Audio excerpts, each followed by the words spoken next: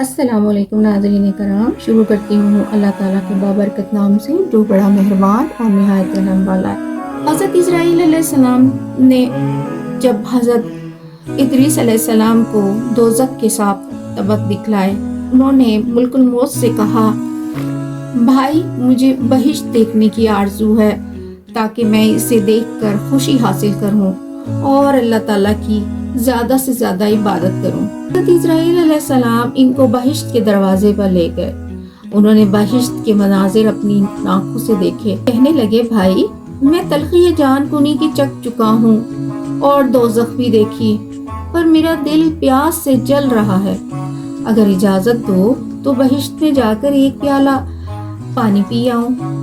انہوں نے واپسی کا عہد لیا، باوجہ پیاس واپس آنے کا عہد کیا۔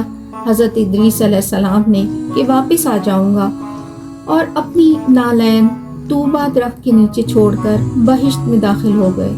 پھر دوبارہ آئے اور اپنی نالین لے کر بہشت میں جا کر درخت پر چڑھ کر بیٹھ گئے۔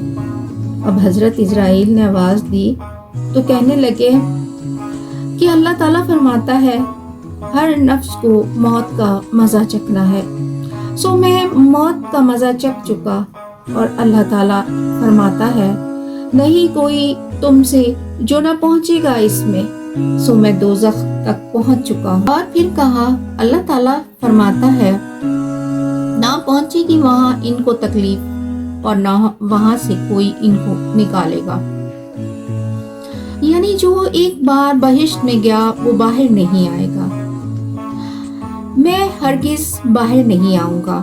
درگاہ خداوندی سے آواز آئی، اے اسرائیل تم حضرت ادریس علیہ السلام کو چھوڑ دو، وہ موت کا مزہ چکھ چکے، دوزخ سے ہو آئے، جنت میں جا رہے ہیں۔